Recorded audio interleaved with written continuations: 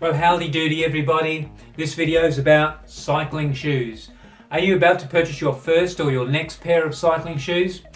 Well, we're going to have a look at how the shoe should fit you as an individual. Also having a look at some of the features of modern shoes available to us today and things to consider before you purchase your pair of cycling shoes. So let's get on with it.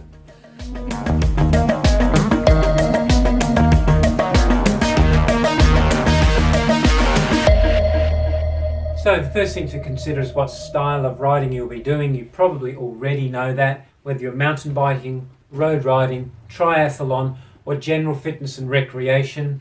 We're not talking about a shoe like a sand shoe that just rides onto a pedal. We're not talking about toe clips and straps where you're stuck in. We're talking about a clipless system, a specific pedal with a shoe that has a cleat underneath and it clips into the pedal like this. Becomes one unit. It's a very efficient way of doing it, a very safe way of transferring the maximum amount of power to the pedal. There are two basic sorts of shoes, and that's one that you can walk in a little bit and one that you can't walk in. You've probably seen cyclists at cafes and they're walking a bit like a duck. That's because the shoes are not really meant for walking in. So if you're doing mountain bike riding or general fitness and recreation, it would be good to buy a shoe that has a bit of a chunky sole underneath. The cleat is recessed and the shoe has a little bit of flex in the sole as well, some more than others, and that allows you to get off the bike and walk around a fair bit and get it on and off your bike if you need to over rocks and whatnot. So the road and triathlon sort of shoe, it has less flex, a lot harder sole, and the cleat's exposed. So it's a lot stiffer, that has a little bit of flex, and as you go up market to more of a road racing shoe, it becomes almost impossible to bend. So they're not the sort that you want for recreation and mountain biking or anything like that. That's a specific road racing shoe which is maximum power transfer to the pedal, whereas a good all-rounder would be a slightly softer shoe with a chunky sort of sole and a recessed cleat which doesn't dig into the surface that you're walking on. And lastly, to consider in the introduction here, are there women's specific shoes? The answer is yes, there are. The soles are made slightly narrower and the uppers are designed a little bit different as well to accommodate. The three main areas of a cycling shoe are the toe box, the heel cup and the midfoot. But no matter how fancy or costly they may be, the most important factor is the shoe's compatibility with your foot. So, firstly, the two basic sizes you'll need to know are the length and the width of your foot. One quick way to find the length is to stand against a wall or a flat surface. Place a ruler or tape measure from that surface along the length of your foot. Measure from the longest part of the foot, in this case from the point of the big toe. What seems to work well is to add half a centimetre to the length that you've found. So 28 centimetres, and we go to our handy shoe chart and we look up 28 centimetres, and here we can see in European sizing right up the top in yellow that's about 45. And the reason we use European sizing is because it traditionally and still is the most used reference for cycling shoes. Over to the width of your foot now. Easiest way to find that is to stand on a piece of paper and just mark either side of the ball of your foot and just identify the widest point of your foot on both sides. To get an accurate measurement in this way, you must stand with your weight on the ball of your foot. This will widen the foot in this area, just like when you're riding the bike and you're pushing down on your foot on the pedal. Or you can do the same thing, just standing on the ruler or tape measure. Remember to have the start of the ruler at the innermost protrudence of your foot and measure to the outside protrudence. In this case, the foot is 11 centimetres or 110 millimetres wide. Don't compare your sand shoe to cycling shoe fit. A sand shoe has a lot more material around the sole. So now you have your sizing, it's time to try the range of cycling shoes. When sizing up cycling shoes, always use cycling socks on your feet, and if you haven't got any yet, grab a couple of pair at least while you're there at the shop. So with your neutral thickness sock on, put the shoe on your foot and just loosely attach the Velcro, buckle or wires or laces, whichever it is, because we're just going to have a look at the length first. Get a general feel of the shoe and just check that your heel is right back. Make sure there's no gaps there, and we'll first have a look at the toe box. So with regards to the toe box, where your toes are naturally, with regard to the length, when your feet are in there, you don't want your big toe usually, or whichever toe is the longest, to be coming up right against the end of the shoe there. That's no good. You'll be pressing in on your toe and very uncomfortable and cause blisters. With your toes, you should fit in nicely, nice and comfortable, not waddling around, having lots of room, and not squashed up. You don't want them being pressed in on any one of the sides there. You need them just to sit naturally, and just a fraction. You should just be able to wiggle your toes a little bit, but they feel like they're encased in nice and firmly.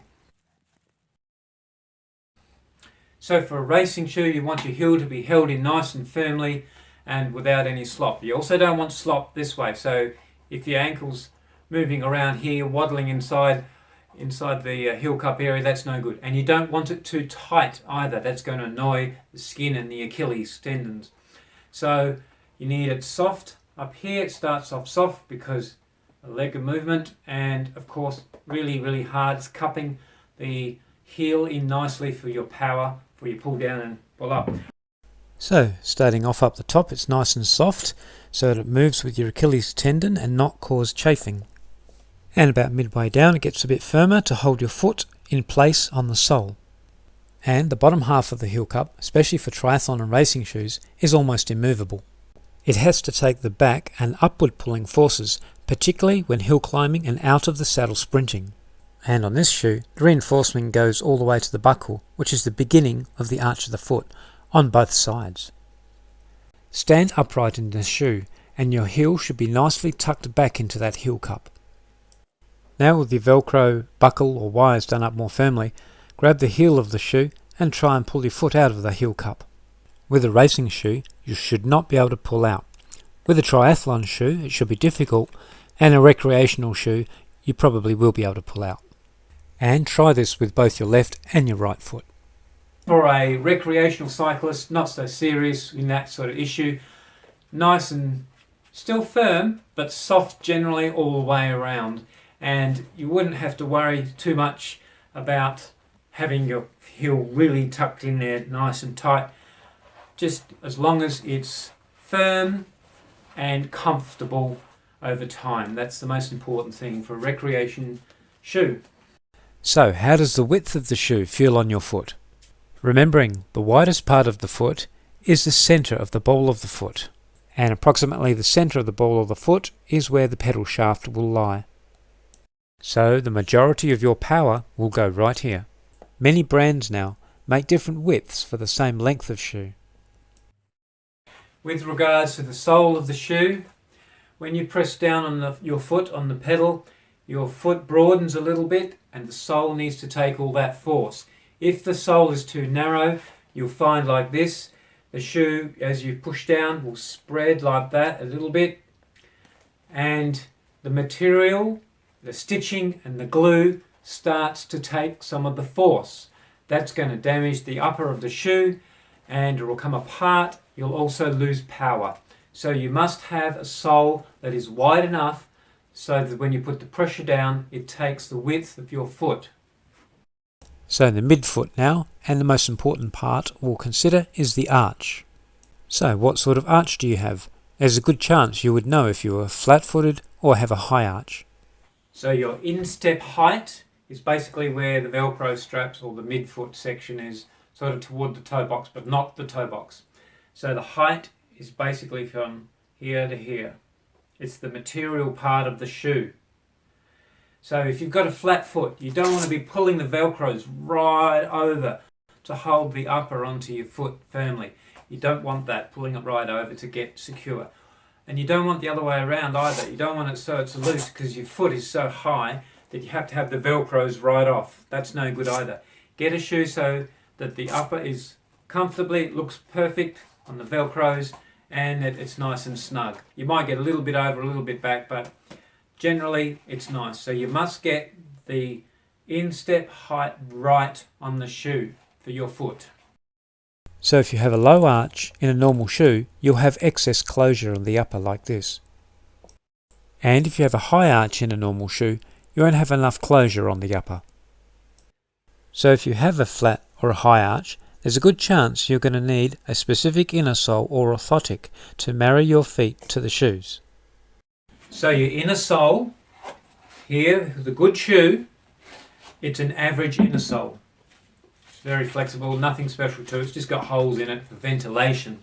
So nothing special about that. So it's up to you to provide your own inner sole if you want special requirements.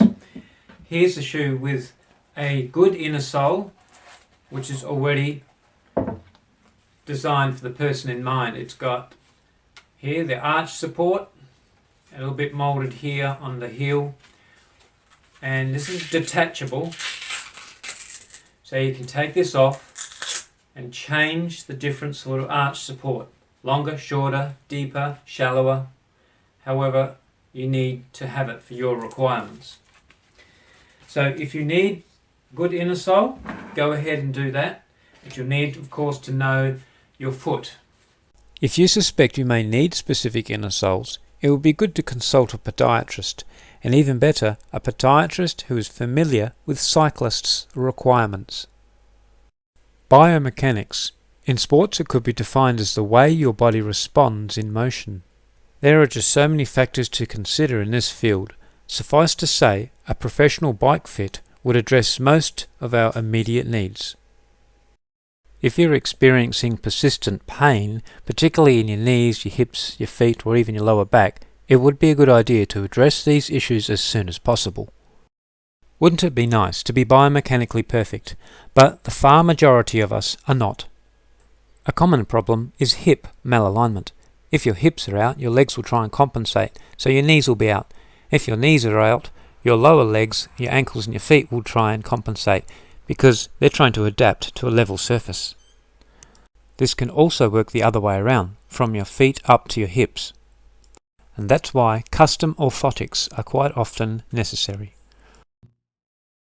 When you're pedaling a bicycle, your knees should track approximately straight up and down. But here's a demonstration of what can happen. Watch my right knee. My right knee is now coming in toward the top bar on the bicycle. It's called a valgus malalignment.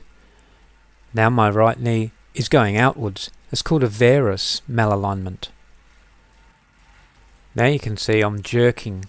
The leg's jerking quite a bit to compensate for something. That could be multiple issues here. This diagram shows the knee in, which is the valgus malalignment. The picture on the right hand side shows a little yellow block under the foot. It's called a wedge. So wedging is just one of many examples of assisting with your biomechanics. Cleats. The cleat attaches your shoe, and therefore your foot, to a fixed position on a pedal. The two most popular cleat types are the 3-bolt look system, which is used on harder non-flexible soles like for racing shoes and triathlon, and the 2-bolt SPD cleat, which is for softer and more flexible shoes, like mountain bike and recreation riding. This shoe here can only be used with a 3-bolted cleat, and this shoe only with a 2-bolted cleat. The sole of this shoe takes either, so you can take your choice. And these shoes here offer a lot of forward and back adjustment of the cleat. Ventilation is another important requirement of a cycling shoe. If you're riding in a warmer environment or in triathlon events, you'll need a shoe that's well ventilated to keep your feet cool and dry. In a colder environment, keeping warm is a priority, so it'd be good to have little or no ventilation in a shoe. This shoe uses mesh in the upper for good ventilation. This shoe has a lot less ventilation. It only has a few holes in the toe box and on the side of the shoe. Many shoes come with ventilation channels in the sole, so keep ventilation in mind if you're using a special inner sole as well. This cycling shoe would be good in colder environments because it has no ventilation in the sole. And before you seal the deal on buying your cycling shoes, a few more other little features to consider. Most cycling shoes today have full synthetic uppers, some are partial synthetic and leather, and some are full leather. Leather has proved its worth in footwear over time and still is a great material for a cycling shoe.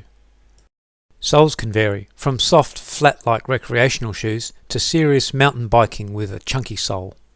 And triathlon and racing shoes, they go from a nylon sole to a full carbon sole which is ultralight and super stiff for maximum power transfer. For your closure system on your upper, it goes from a triathlon shoe like this with a double velcro and a hitch loop on the back to lift your heel on, to a double velcro and buckle, a boa and wire system, combination of both, or go back to the good old laces. Racing shoes with soles that need protection when you walk on them come with heel pads. So the shoes you're buying, can you replace the heel pads? And if your shoes have buckles, can you buy replacements? There's no doubt, cycling shoes are designed to look appealing. But all the design, technology and bling does not necessarily mean the shoes are going to be better performing than the shoes that don't have it. So, if you're starting out on a budget, don't lash out on an expensive pair of shoes thinking because they're good quality they should be fine for you. That's not necessarily so. So remember, your own individual feet will have your own individual shoe sizing. Even professional riders have their own personal shoe lasts in which the manufacturer uses to form their own individual shoes. So I urge you, get to know your feet, look after them, and they'll serve you for a long time to come.